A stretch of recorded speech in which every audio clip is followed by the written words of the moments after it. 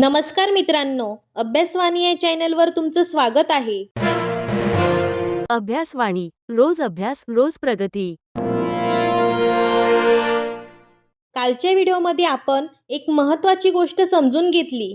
नागरिकत्व कायदा 1955 मध्ये वेळोवेळी इतके बदल का करण्यात आले? 1955 पासून 2019 पर्यंत झालेले सगळे महत्त्वाचे नागरिकत्व कायदे बदलांमागचा मुख्य उद्देश काय होता?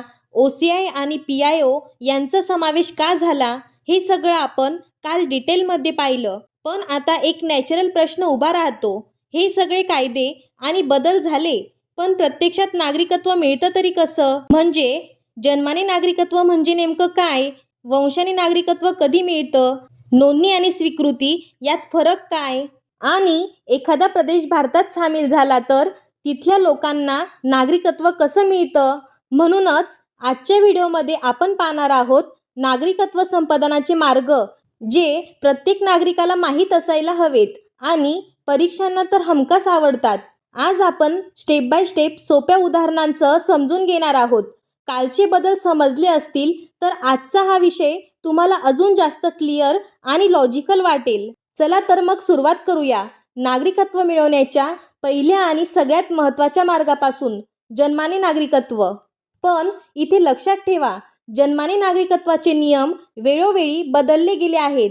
एखादी व्यक्ती भारतात जन्माला आली म्हणून ती आपोआप भारतीय नागरिक होते असं नेहमीच नव्हतं आणि आजही नाही. जन्माने नागरिकत्वासाठी जन्माची तारीख फार महत्त्वाची आहे, कारण कायदा वेगवेगळ्या काळात वेगळा होता.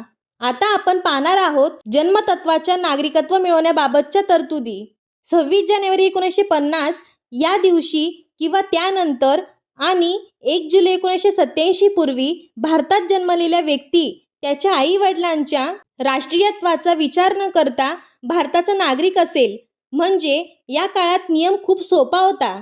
जर एखादी व्यक्ती भारतात जन्माला आली असेल तर ती भारतीय नागरिक मानली जायची. पालक कोण आहेत याचा फरक पडत नव्हता. आई वडील परकीय असले तरी चालायचं. पण यानंतर 1986 मध्ये पहिला मोठा बदल करण्यात आला. आता फक्त भारतात जन्म पुरेसा राहिलेला नाही. या बदलानुसार 1 जुलै 1987 या दिवशी किंवा त्यानंतर जन्मावेळी आई किंवा वडील यांपैकी किमान एक भारतीय नागरिक असणं आवश्यक झालं. आता आपण 2003चा सर्वात महत्त्वाचा बदल, हा बदल सगळ्यात महत्त्वाचा आणि परीक्षेला आवडणारा बदल आहे. या बदलातून इल्लीगल मायग्रंट ही संकल्पना पहिल्यांदा आली. 2003 नंतर म्हणजे 3 डिसेंबर 2004 या दिवशी किंवा त्यानंतर दोन्ही पालक भारतीय नागरिक असावेत किंवा एक पालक भारतीय आणि दुसरा बेकायदेशीर स्थलांतरित नसावा. म्हणजे जन्माने नागरिकत्व सोपं वाटत असलं तरी ते पूर्ण कायद्यातील बदलांवर अवलंबून आहे. आता पुढचा प्रश्न असा आहे, जर एखादी व्यक्ती भारताबाहेर जन्माला आली पण तिचे आई वडील भारतीय असतील तर? याच उत्तरासाठी आपण पाहणार आहोत वंशाने नागरिकत्व. वंशाने नागरिकत्व म्हणजे जन्म जरी भारताबाहेर झाला असला तरी पालक भारतीय असतील तर नागरिकत्व मिळणं. पण इथेही नियम बदलत गेले आणि हे बदल परीक्षेला खूप आवडतात. वंशतत्वाद्वारे नागरिकत्व मिळवण्याबाबत काही तरतुदी आहेत. 26 जानेवारी 1950 रोजी किंवा नंतर. मात्र 10 डिसेंबर 1992 पूर्वी जर एखादी व्यक्ती भारताबाहेर जन्माला आली असेल तर तिला नागरिकत्व फक्त तेव्हाच मिळायचं जेव्हा वडील भारतीय नागरिक असतील आणि आई भारतीय असली तरी नागरिकत्व मिळत नव्हतं. उदाहरणार्थ, एका मुलाचा जन्म UK मध्ये झाला, आई भारतीय आहे, वडील परदेशी आहेत, तर 1992 पूर्वी तो भारतीय नागरिक मानला जाणार नाही. यानंतर 1992 मध्ये एक महत्त्वाचा बदल करण्यात आला.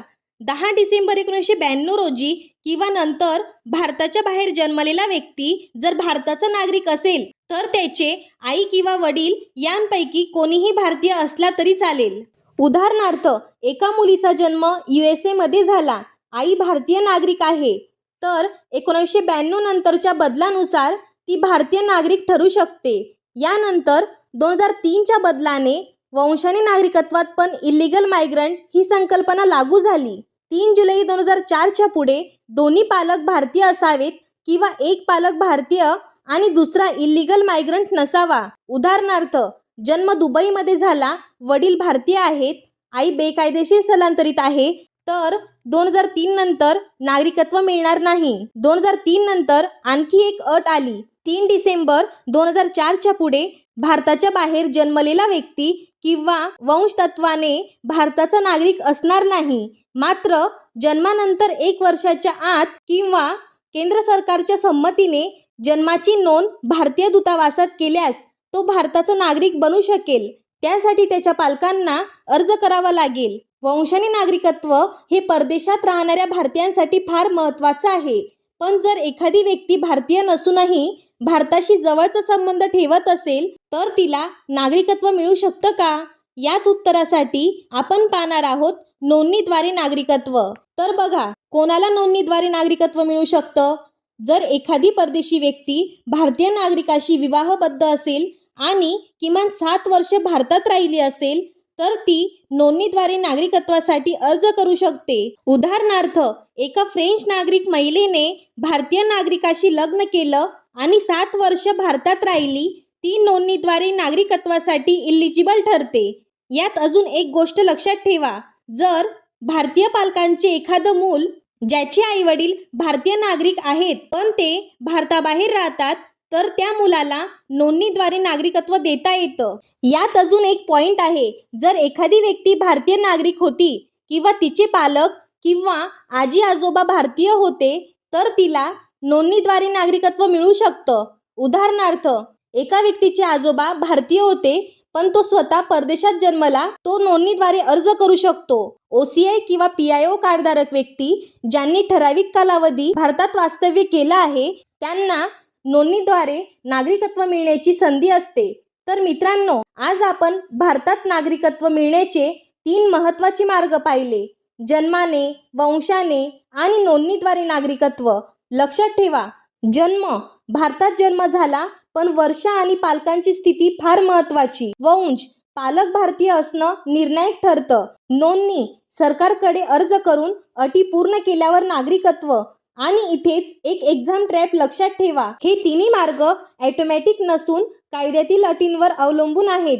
पण प्रश्न असा आहे की भारतात विलीन झालेल्या प्रदेशाचं काय? परदेशी व्यक्ती भारतीय नागरिक कशी बनते आणि स्वीकृतीद्वारे नागरिकत्व म्हणजे नेमकं काय?